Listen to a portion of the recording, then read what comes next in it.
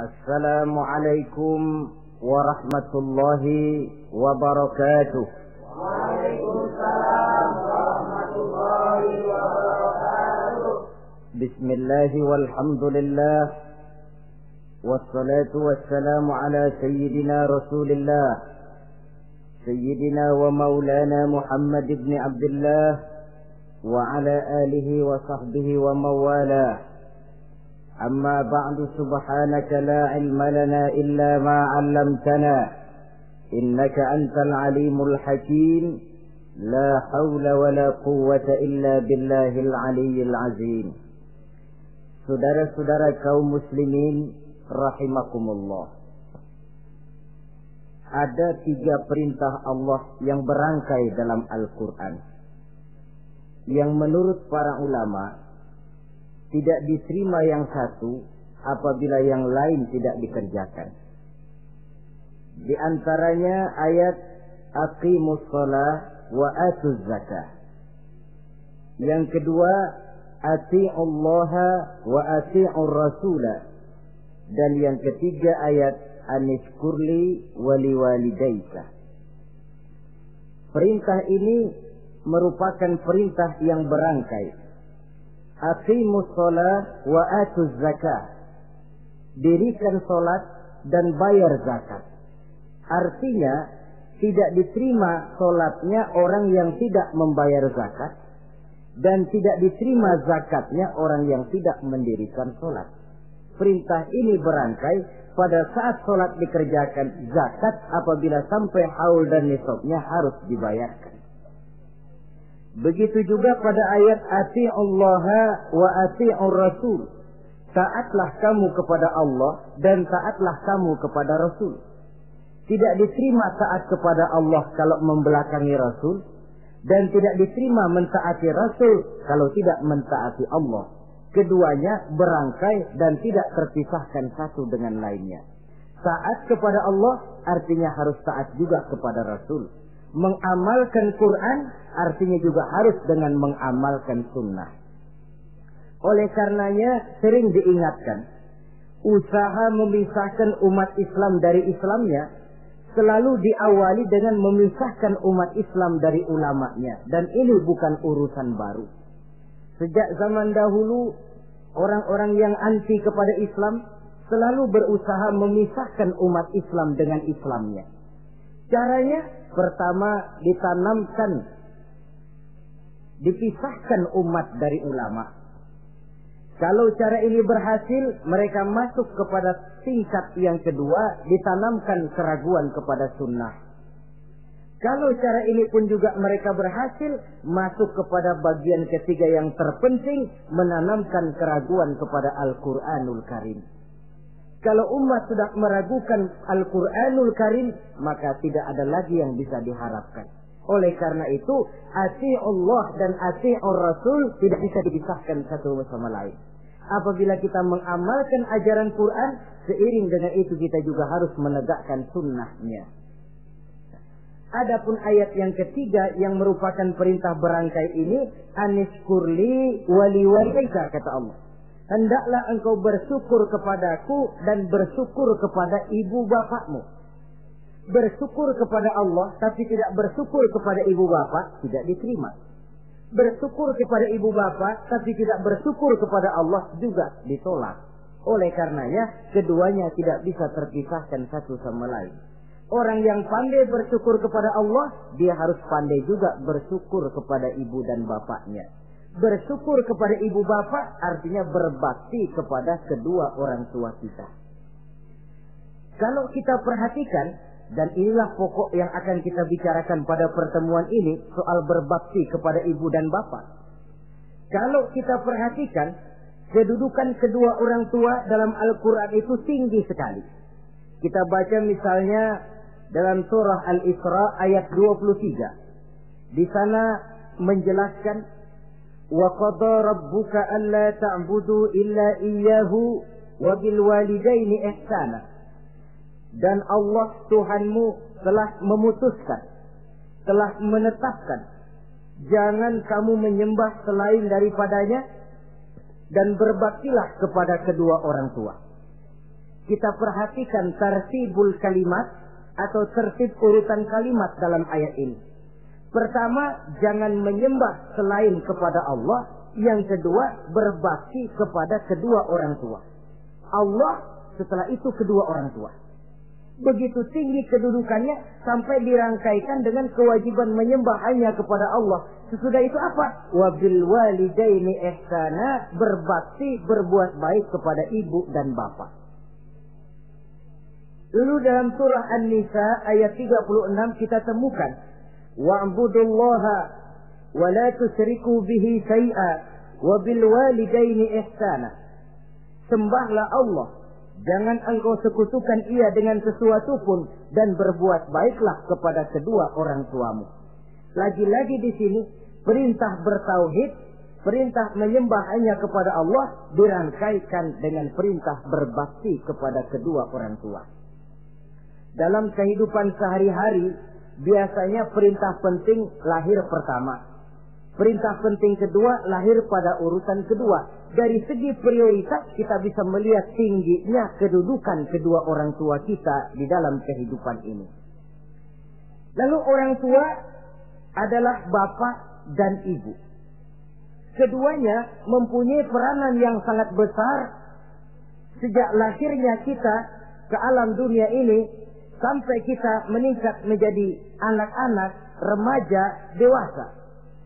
Bapak misalnya kita lihat sibuk mencari nafkah.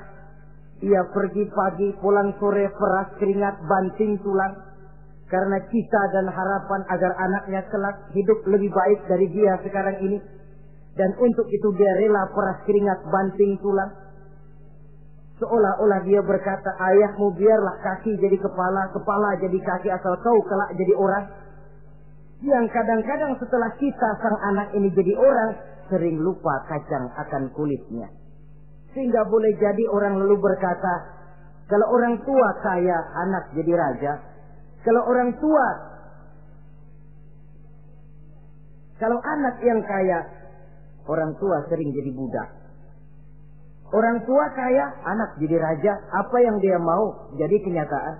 Tapi kalau anak yang kaya, kadang-kadang orang tuanya yang jadi budaknya. Lalu di samping sibuk mencari nafkah, bapak juga memberikan perlindungan dalam kehidupan ini. Menjadi simbol wibawa yang pada satu saat kita akan merasakannya kalau dia sudah tidak ada. Begitu barangkali kecenderungan orang, seperti kata Imam Al-Ghazali, kamu baru merasa pentingnya suatu nikmat kalau dia sudah hilang dari diri kamu. Kita baru terasa pentingnya sehat kalau lagi sakit. Baru tahu pentingnya gigi kalau lagi sakit gigi. Baru tahu pentingnya telinga kalau lagi budek. Tetapi pada saat normal, kita menganggap itu sesuatu yang biasa. Bukankah keberadaan seorang bapak dalam hidup ini, di samping dia pelindung, juga menjadi simbol wibawa dalam kehidupan di masyarakat? Orang sering berkata, gue bukan takut sama lo, gue segan sama orang tua lo. Masih ada yang disegani, masih ada yang dihormati. Pantas saja kalau kita ambil dari sejarah, ketika baginda Rasul ditinggal wafat oleh Khadijah, oleh pamannya Abu Thalib, gangguan kafir Quraisy makin meningkat. Kenapa? Kemarin-marin mereka mau menghadang Nabi, mau menghantam Nabi, masih mandang Khadijah binti Khuwailid, seorang bekas janda bangsawan. Mereka masih memandang Abu Thalib, orang tua yang disegani. Sekarang dua-duanya sudah tidak ada, apalagi yang mau disegani, hantam saja sudah Muhammad. Itu pun dirasakan oleh pribadi Nabi kita. Saudara-saudara kaum muslimin, apalagi yang namanya ibu, dia lebih banyak menangani kita. Pantas kalau Rasul satu saat ditanya orang, ya Rasul, siapa sih yang paling harus saya taati di dunia ini? Ibumu. Lalu siapa lagi ya Rasul? Ibumu. Kemudian setelah itu siapa ya Rasul? Ibumu. Sesudah itu siapa ya Rasul? Bapakmu. Ibu,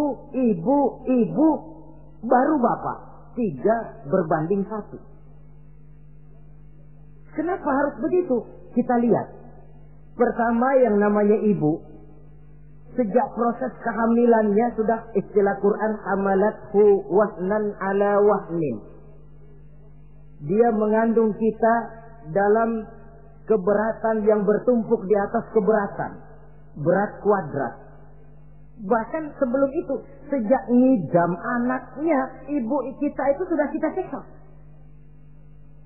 Yang kepengen dimakan, yang bukan-bukan.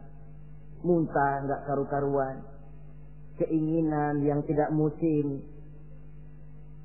Sampai ketika terjadi proses kehamilan. Dari hari ke hari hamilnya makin lama, makin berat, makin lama, makin besar. Kemana-mana dibawa. Belum pernah ditaruh. Ini berat mau ke pasar, taruh dulu sebentar. Tidak. Itu ya saudara, orang hamil itu ya, saya sendiri alhamdulillah belum pernah hamil. Tapi kalau kira-kira 2 kilo, itu ada itu. Umpama pengen ngerasain, cari kelapa yang beratnya kira-kira 2 kilo, jantung di perut kemana-mana bawa. Apa enak kayak begitu itu? Kehamilannya makin lama makin besar, makin lama makin besar. Tidurnya pun sudah serba sulit dan serba salah. Sampai dia kepada saat kelahirannya, saat melahirkannya, berhadapan dengan 2 pilihan. Kalau tidak hidup, mati. Dan seorang suami tidak pernah menghadapi saat-saat kritis macam gitu. Paling-paling waktu istrinya melahirkan, dia cuma nungguin di depan pintu.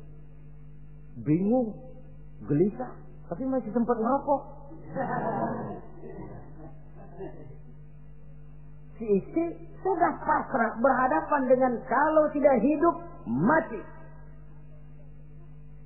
Saudara hadirin yang saya hormati, dalam pilihan itu dia lahirkan anaknya ke alam ini. Dan maha adil Allah. Andai kata pun seorang perempuan kalah dalam perjuangan ketika melahirkan anaknya, dia meninggal, dia mendapat pahala seperti orang yang mati syahid. Sebab orang mati syahid itu ada 3 macam. Ada syahid dunia akhirat. Ini orang yang pergi perang membela agama, niatnya karena Allah, dia gugur di medan perang, syahid dunia akhirat. Tidak usah dimandikan, dikafankan, disolatkan, dikubur dengan pakaian yang dia pakai, yang berlumur darah itu. Yang kedua, ada orang mendapat syahid akhirat. Artinya, mendapat pahala seperti pahalanya orang yang mati syahid. Tetapi jenazahnya tetap wajib diurus seperti biasa. Dimandikan, dikafankan, disolatkan. Hanya pahalanya seperti pahala orang mati syahid. Siapa mereka? Al-Gharik. Orang yang mati tenggelam, kelelep di kali, itu mati syahid, syahid akhirat.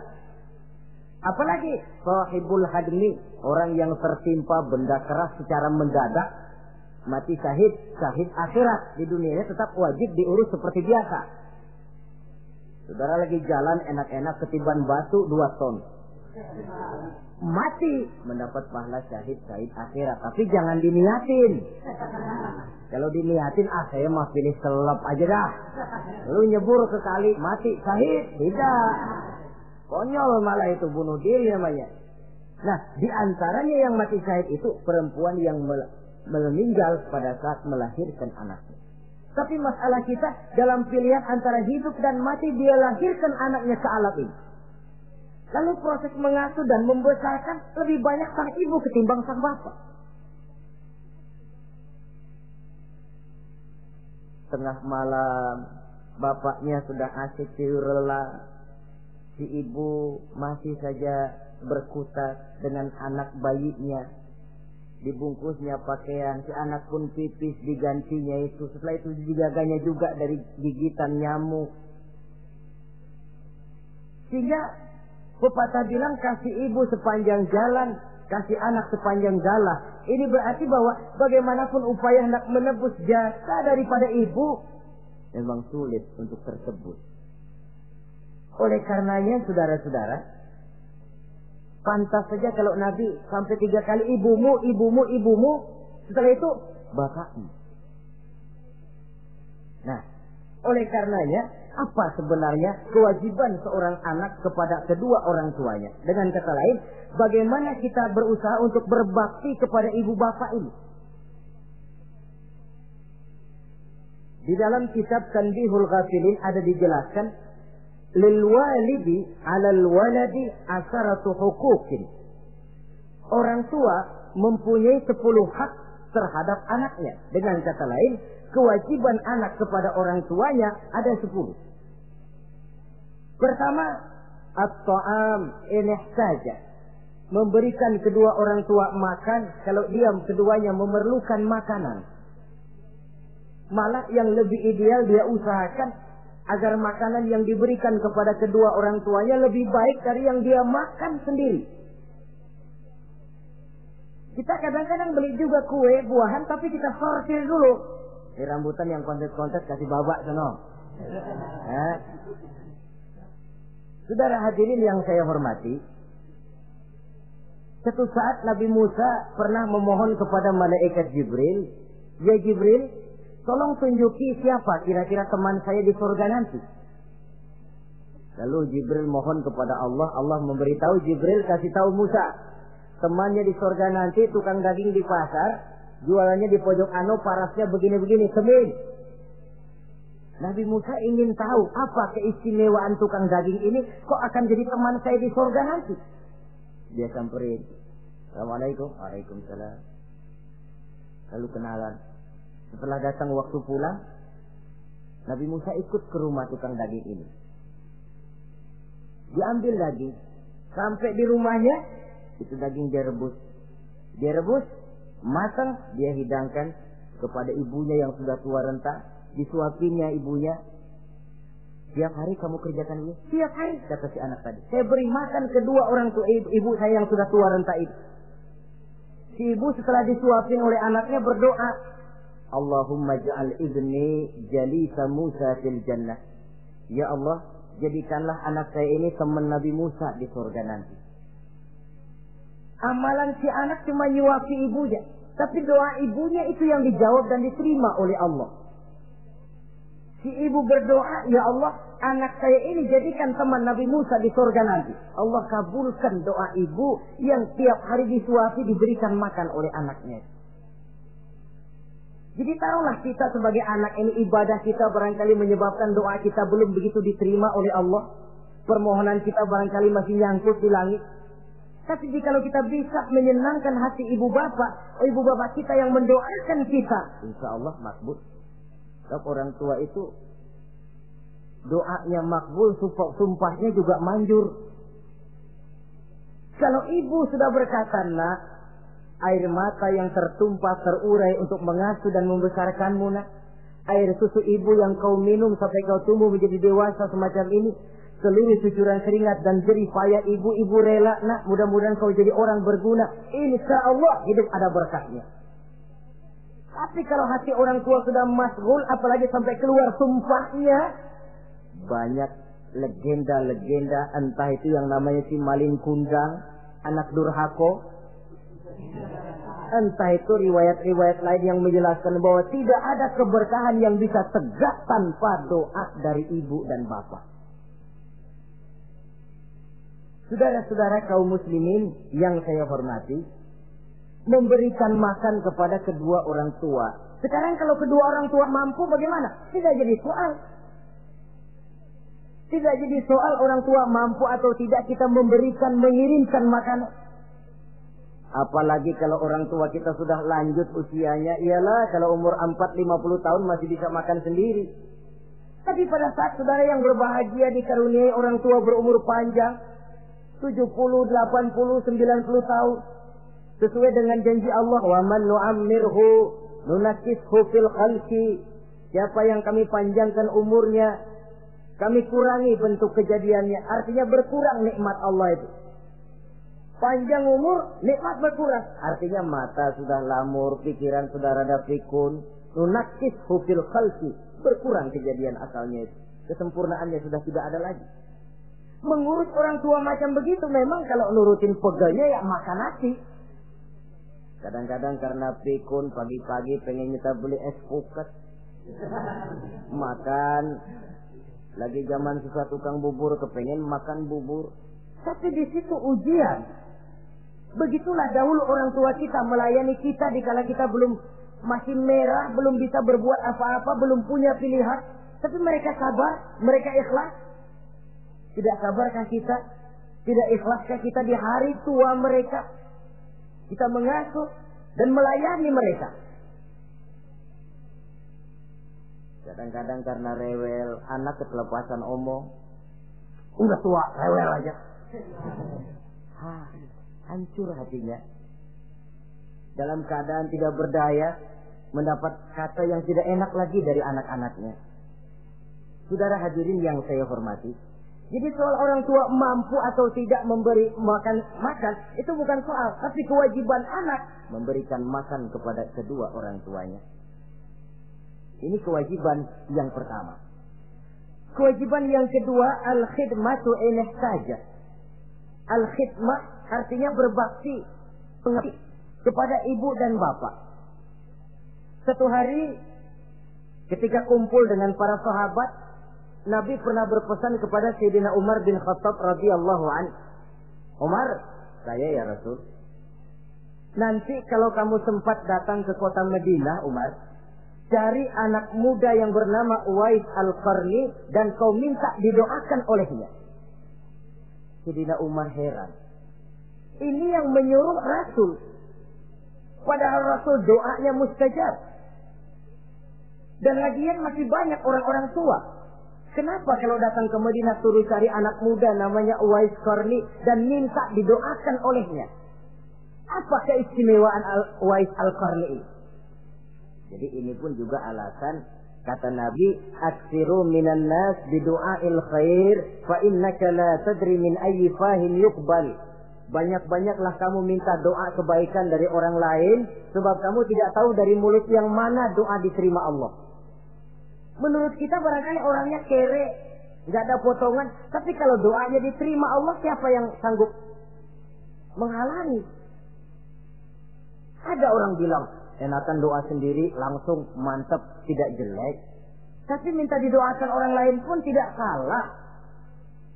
Saudara-saudara yang saya hormati, kadang-kadang tukang minta-minta pengemis datang ke rumah. Kita kasih 100 rupiah, lalu keluar doanya kan, mudah-mudahan rezekinya bapak lancar dan segala macam. Ada orang yang nggak sabar, dia bilang, Allah kenapa saya kamu doain dirimu sendiri aja dah, supaya besok jangan jadi pengemis lagi. Secara logika mungkin, secara logika. Tapi agama bukan cuma logika. Siapa tahu dan siapa yang bisa menghalangi kalau doa dari mulut tukang pengemis itu yang diterima Allah? Tidak seorang pun yang tahu. Nah, Sayyidina Umar heran, apa sih keistimewaan Uwais Al-Qarni ini? Ketika beliau ke Madinah diselidiki, apa keistimewaan si Uwais ini? Masih muda, tapi saya oleh Nabi disuruh temuin dan minta didoakan olehnya. Nah, jadi dalam pandangan Allah itu ya nggak ngurus tuanya. Yang afdal itu yang tua dan banyak ibadahnya, dekat dengan Allah. Tapi kalau tuanya cuma kejemur, ya mending-mending yang muda dan banyak ibadahnya. Uwais Al-Qarni ini contoh. Apa ibadah Uwais Al-Qarni? Ternyata dia seorang anak yang sangat berbakti kepada ibunya. Ayahnya sudah meninggal.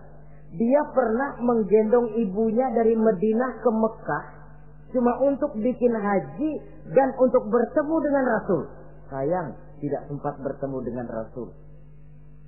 Menggendong ibu dari Madinah ke Mekah itu kira-kira 465 kilo ya.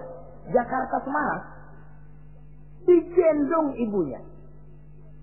Kita kadang-kadang ibu kita ini sudah sakit payah. Mau ke dokter saja. Masih manggil orang, tolongin mak gono. Masih minta tolongin. Berat kita. Uwais Al-Qarni menggendong ibunya cuma untuk menunaikan ibadah haji dan bertemu dengan Rasul. Rupanya karomahnya itu muncul karena dia merupakan anak yang sangat bakti kepada ibunya. Jadi Allah memberikan karomah itu ya, ada yang karena orang rajin tahajud, ada yang karena tangannya pemurah, dermawan, ada yang karena sangat berbakti kepada kedua orang tuanya, Ada yang karena rajin baca Quran, ada yang karena rajin melaksanakan puasa sunnah, timbul karomahnya, keistimewaan yang diberikan Allah kepadanya. Jadi bakti kepada ibu dan bapak mendatangkan karomah, keistimewaan yang diberikan Allah kepada kita. Kayak Uwais Al-Qarni ini, kalau dilihat dari segi ibadah, dia masih muda, tentu lebih banyak ibadahnya macam Umar bin Khattab. Tapi karena baktinya kepada ibunya, sampai Nabi pesan Sayyidina Umar, kalau kau sempat ke Madinah, cari anak muda bernama Uwais Al-Qarni, minta didoakan olehnya. Artinya doanya dikabul oleh Allah Subhanahu wa ta'ala. Saudara-saudara kaum muslimin yang berbahagia, kewajiban yang ketiga, al-ijabatu in da'a, menjawab, memenuhi panggilan orang tua apabila keduanya memanggilmu. Menjawab panggilan kedua orang tua. Dan cara menjawab ini pun Al-Quran memberikan tuntunan etiknya. Wala taqul lahuma uffin. Jangan kepada kedua orang tuamu ngomong uff. Uff, hus, oi. Itu dianggap kurang etis. Saudara hadirin yang saya muliakan, menjawab panggilan orang tua merupakan kewajiban anak dan merupakan hak dari orang tuanya. Dia berhak untuk dijawab panggilannya dan anak berkewajiban untuk menjawab panggilan orang tuanya. Mari kita ikuti satu riwayat bahwa ada seorang anak muda yang soleh, tekun melaksanakan ibadah, namanya Jurayj. Satu hari Jurayj ini sedang sholat sunnah. Ketika dia sedang sholat itu, ibunya manggil, Jurayj, kan? Jurayj, sini sebentar. Ibunya rupanya tidak tahu kalau Jurayj sedang sholat. Mendengar panggilan ibunya, Jurayj bimbang dalam hati. Allahumma ummi am sholati. Ya Allah, sembahyang saya terusin atau panggilan ibu yang saya jawab? Saya sholat sunnah, tapi menjawab panggilan ibu wajib. Mana ini? Bimbang. Dia, ibunya manggil lagi, Jurayj ta'ali, Jurayj sini. Makin bimbang. Allahumma ummi am sholati. Ya Allah, yang mana? Sholat terus atau menjawab panggilan ibu? Rupanya dia pilih sholat terus, saudara-saudara. Dia tidak jawab panggilan ibunya.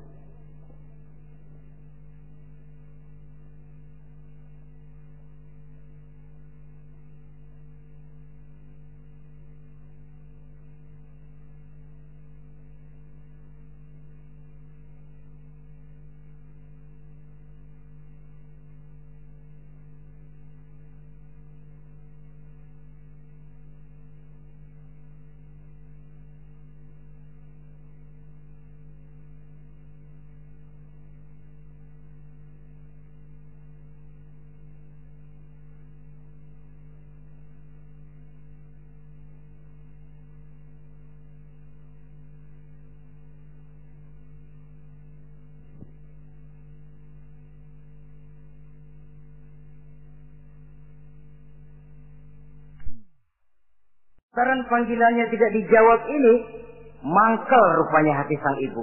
Ya Allah, Jurayj ini, saya lahirkan dia antara pilihan hidup dan mati. Saya asuh dan saya besarkan dia. Cuma saya panggil tidak mau menjawab, sakit hati saya.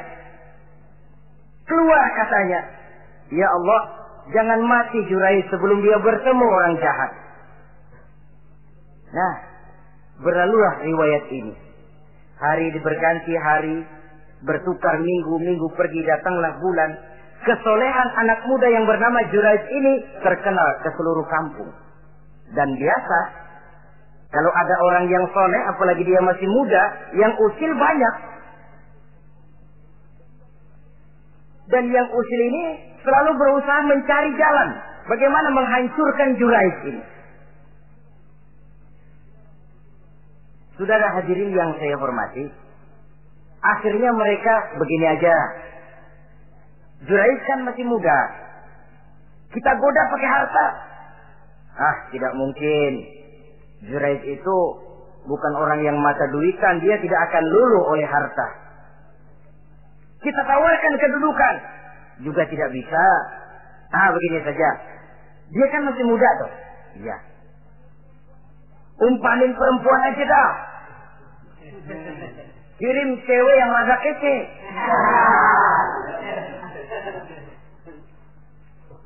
Dicarilah perempuan untuk menggoda Juraij ini.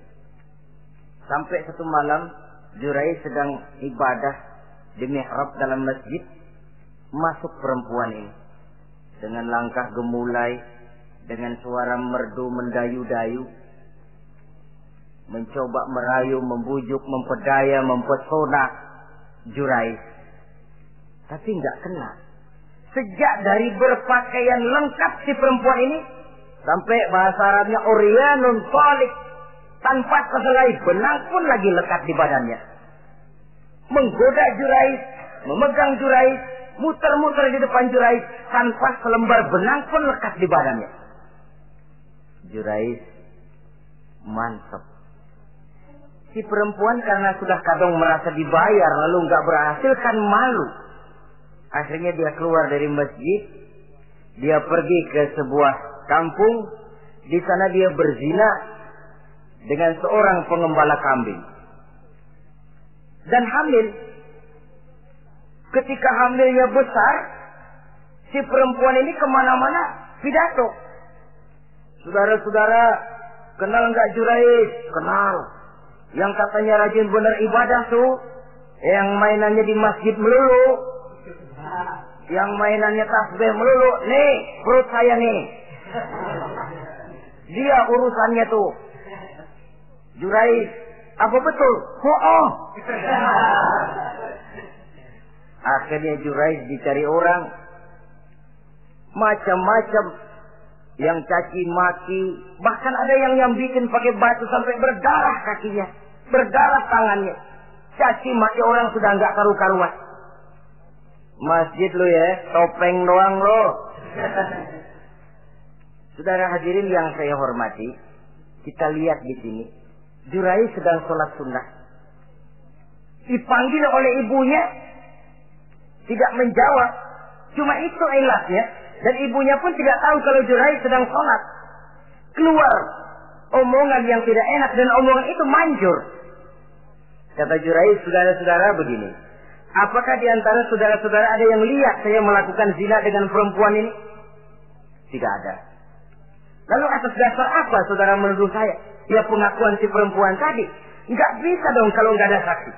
Sekarang begini saja. Bagaimanapun saya ngotot, saudara nggak percaya, kita tunggu saja sampai si bayi ini lahir. Kita tanya dia nanti siapa bapaknya. Baiklah kalau begitu. Ditunggulah saat kelahiran sang bayi.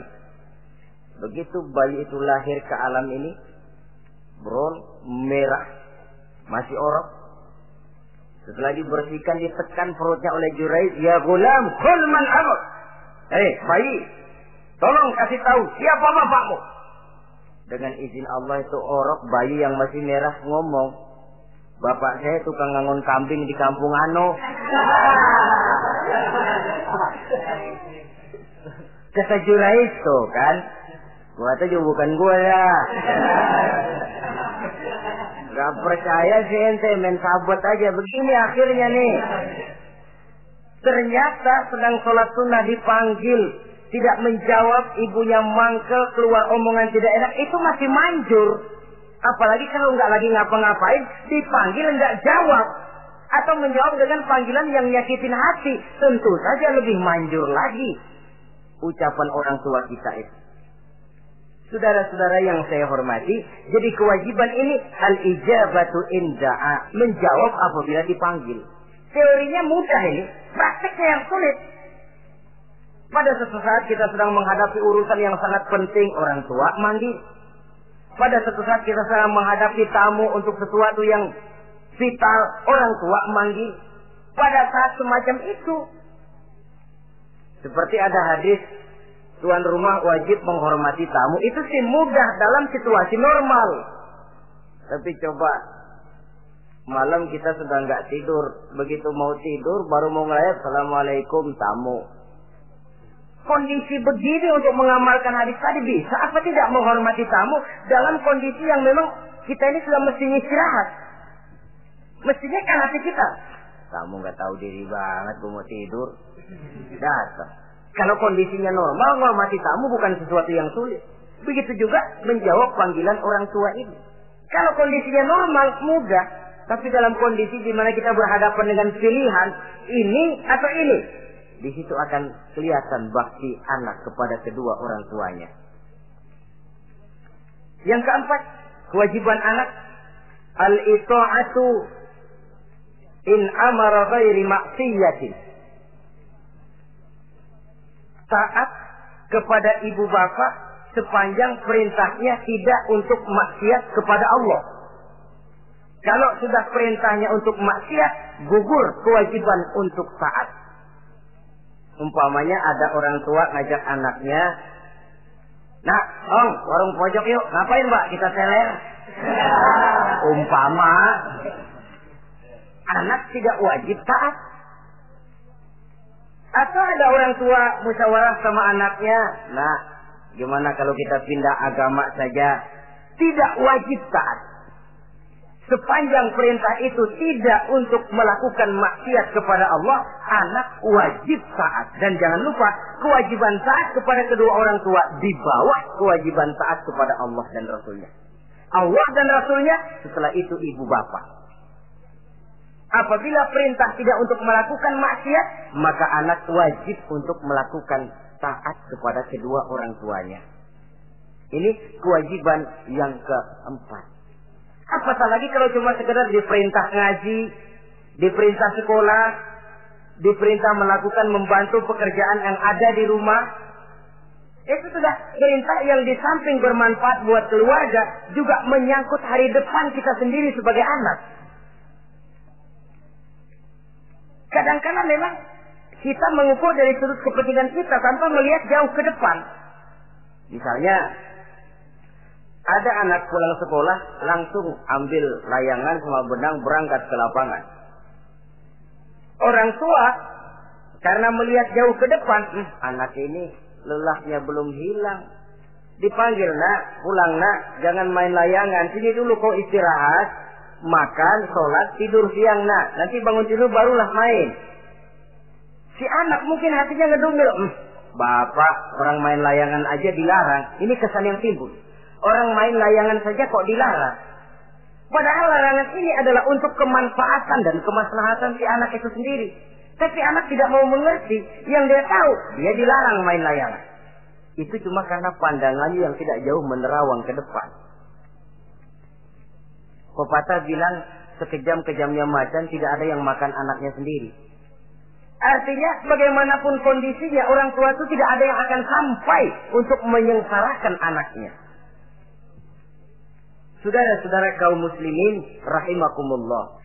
Jadi yang keempat, kewajiban untuk taat sepanjang tidak melakukan maksiat kepada Allah Subhanahu wa taala. Yang kelima, at-takallum ma'ahu bil-lin. Apabila bercakap-cakap dengan kedua orang tua, hendaklah dengan tutur kata yang lemah lembut. Wala tanharhuma wala taqul lahumā uffin wa qul lahumā qawlan karīmā. Jangan membentak, jangan uff saja, hus saja, itu sudah tercela dan tidak boleh menurut ajaran agama. Apatah lagi sampai membentak, maaf, apalagi sampai melakukan tindakan kekerasan. Menendang orang tua, na'udzubillah, summa na'udzubillah. Memukul orang tua sendiri, Allah karim. Orang tua yang menyebabkan secara zahir keberadaan dia ke alam ini, sampai hati ditendang, dipukul, dibangsat-bangsati. Tidak ada kedurhakaan yang lebih berat selain daripada kedurhakaan kepada kedua orang tua sesudah orang menyekutukan Allah. Sehingga pantas kalau Nabi memberikan vonis, ridullah fi ridul walidain wa suhtullah fi suhtil walidain. Keredoan Allah di dalam keredoan ibu bapa, dan murka Allah pun berada dalam kemurkaan ibu bapa. Ibu bapak ridho, Allah insya Allah ridho. Ibu bapak murka, Allah murka. Jadi kebahagiaan apa yang bisa kita tegakkan dalam hidup tanpa restu dan doa kedua orang tua kita? Si anak mungkin karena pendidikannya lebih tinggi, pengalamannya lebih luas, pergi ke mancanegara, bisa segala macam bahasa, dididik secara canggih. Tapi apakah itu lalu berarti dia harus memalingkan diri dari kedua orang tuanya? Sama sekali tidak. Disinilah unsur yang namanya keberkahan.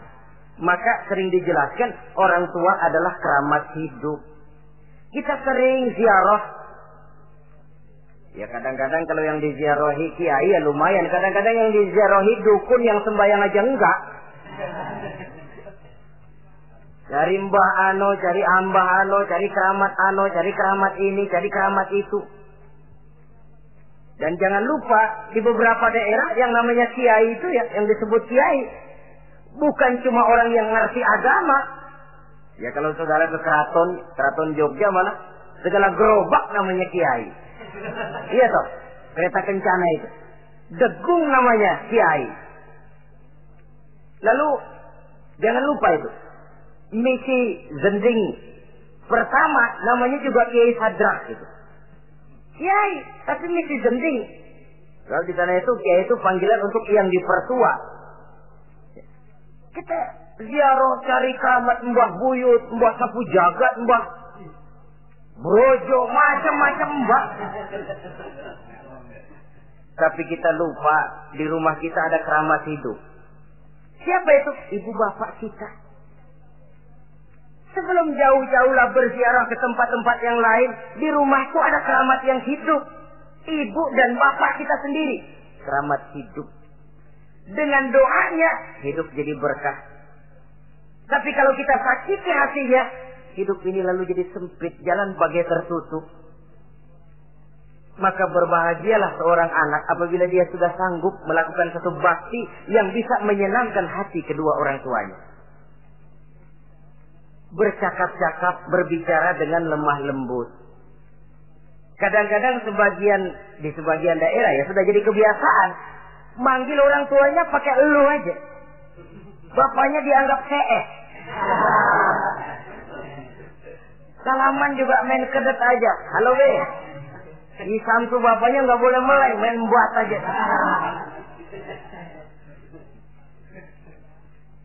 Dari panggilan saja, saudara hadirin yang saya muliakan, sudah memberikan cermin. Sebab bahasa adalah cermin dari pribadi orang.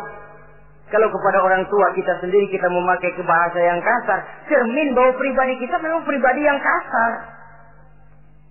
Jadi pantas kalau agama mengatakan, apabila kedua orang tuamu sudah mencapai usia lanjut, fala tanharhuma, jangan membentak, wala taqul lahuma uffin, jangan berbicara uff, wa qul lahuma qaulan karima, sampaikan berbicara kepadanya dengan qaulan karima, kata-kata yang mulia, bukan kata-kata yang bagus dan indah diminta, qaulan karima, kata-kata yang mulia. Ya Allah, luhur indah betul bahasa Quran ini. Berbicara kepada kedua orang tua dengan kata-kata yang mulia. Jadi sekedar itu saja tidak boleh, konon lagi sampai membentak. Termasuk orang tua ini yang mertua. Kalau orang tua kan tiga loh. Orang tua yang menyebabkan kita lahir ke dunia, ibu bapak kita. Orang tua yang mempercayakan anaknya kepada kita, mertua kita. Dan orang tua yang mendidik kita, guru kita. Ketiganya berfungsi orang tua. Kewajiban ini juga berlaku. So, mertua kan cuma sekedar istilah. Pada hakikatnya dia adalah orang tua kita juga. Jangan lalu berbeda karena cuma dia bapaknya istri kita. Sama saja. Kalau kepada orang tua sendiri menghormati, lalu kepada mertua kita kurang begitu perlu, itu sudah satu sikap yang tidak adil. Tentu itu akan menyakiti hati istri. Atau kalau dia istri, akan menyakiti hati suami. Berkata dengan kata-kata yang mulia. Saudara-saudara, yang keenam, in ihtaja ilal kiswah kasahu in qadar 'alaiha. Kalau dia perlu pakaian, berikan pakaian walaupun dia sendiri mampu membeli. Nah, anterin bapak beli kacamata yuk. Ayo pak. Sudah sampai di toko kacamata, bayar oleh anaknya. Walaupun si bapak punya duit dan si bapak yang ngajak beli, kewajiban anak, bayarin. Jangan mentang-mentang bapaknya cuma minta dianterin, bener-bener nganterin. Bapaknya ngeluarin dompet cuek aja. Malah ada kembalinya pak. Wah, kembalinya ditarik. Ya kalau anak belum punya penghasilan ya wajar. Yang kita maksud di sini, anak sudah mandiri dan punya penghasilan yang memadai, bahkan mencukupi untuk membantu orang tuanya. Saudara hadirin yang saya muliakan, dan ini juga kalau memang bisa, seharusnya orang tua kita pakaikan yang lebih baik dari yang kita pakai sendiri. Kalau bisa. Sebab nantinya sikap kita kepada orang tua kita itu akan jadi bahan bibir di masyarakat. Ya no ya, dia enak-enakan ke orang tuanya begitu aja ya. Mungkin di depan kita orang tidak bicara, tapi di belakang kita kok tegel ya. Kok sampai hati ya? Dia enak-enakan berdiri di Menara Gading, tapi orang tuanya tiap hari kerja begitu berat. Saudara hadirin yang saya hormati, sekali lagi, di depan kita orang mungkin tidak berani bicara, tapi di belakang itu akan jadi buah bibir. Ini dari segi kita memelihara muru'ah. Yang ketujuh, al-masyu khalfuhu. Kalau jalan, mengiring. Artinya, di belakang orang tuanya. Ini adabnya. Adab berjalan. Saudara yang saya hormati, ini yang dicontohkan oleh baginda Rasul. Jika berjalan dengan orang-orang tua, beliau belakangan. Kenapa? Ini merupakan simbol penghormatan kita kepada orang yang lebih tua daripada kita. Tidak mentang-mentang karena pendidikan lebih tinggi, merasa dirinya lebih tahu, lebih pengalaman, selonong boy. Orang tua tahu apa sih? Ngir. Waduh, hebat. Saudara hadirin yang saya hormati, al-masyu khalfuhu. Berjalan di belakangnya. Begitu juga untuk mengemukakan pendapat.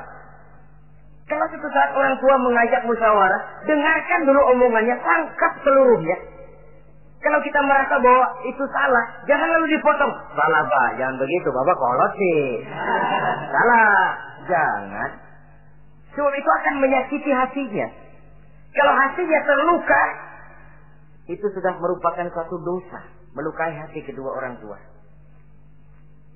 Kalau kau dianggap kita diminta mengemukakan pendapat, kemukakan pendapat itu.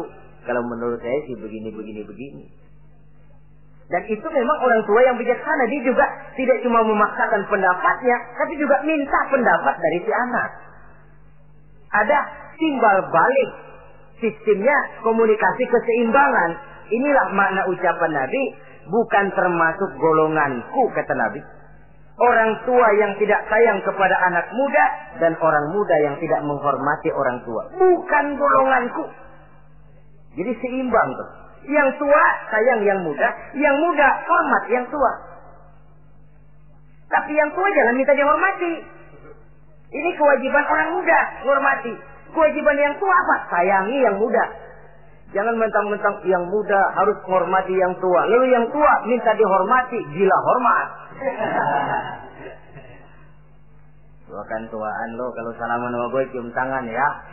Pokoknya kalau lo nggak nanya, gua nggak nanya. Mentang-mentang tua lalu pasang tarik. Tidak, malah kalau menurut tradisi Islam ya, tradisi Islam saya katakan, Nabi itu siapapun yang beliau temui, beliau yang pertama kali memberi salam. Sebab bila dua orang muslim ketemu, yang terbaik adalah yang pertama ngasih salam.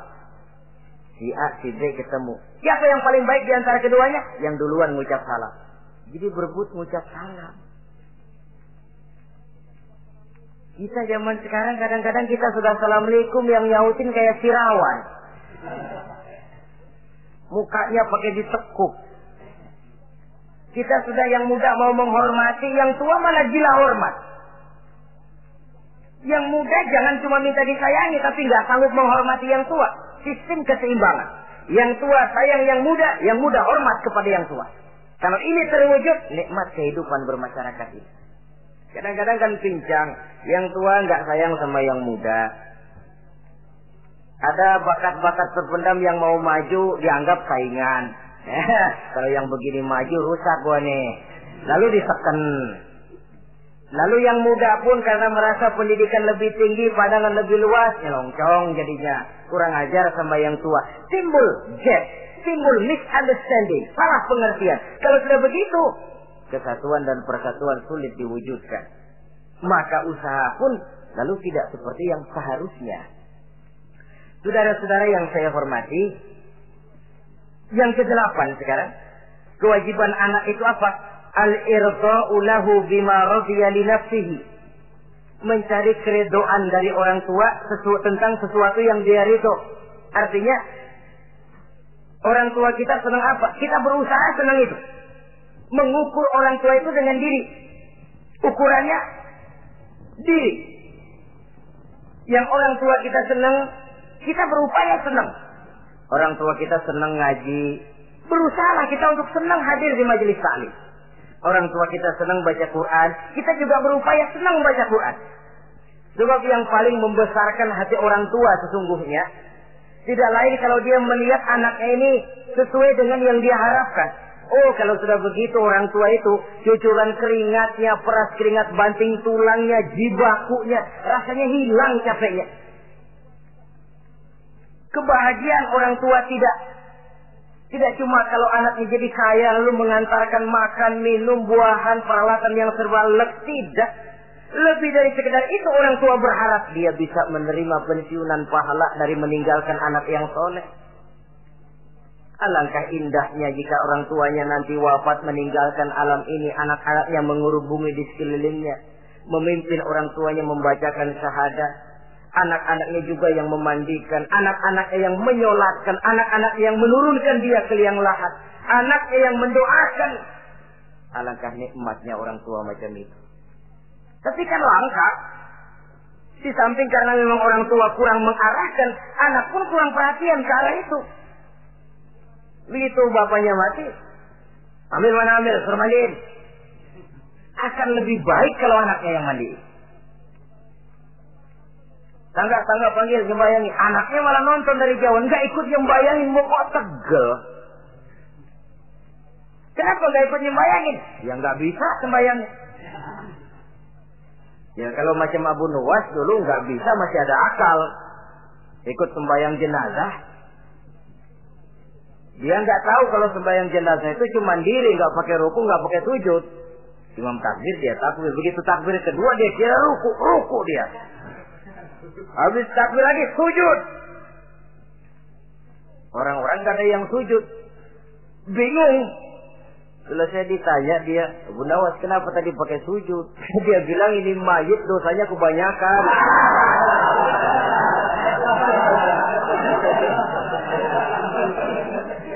Jadi kalau nggak pakai sujud dosanya nggak diterima katanya. Dosanya nggak diampuni kalau nggak pakai sujud. Makanya saya pakai sujud. Itu sih akal-akalan. Jawaban orang kepepet namanya. Saudara hadirin yang saya hormati, baiklah ya. Yang ke-9, al-ikrahu lahu bima yakrahu li nafsihi. Membenci apa yang dibenci oleh orang tuanya. Orang tua kita nggak senang judi, jangan dekati judi. Orang tua kita nggak suka minuman keras, jangan cekek botol.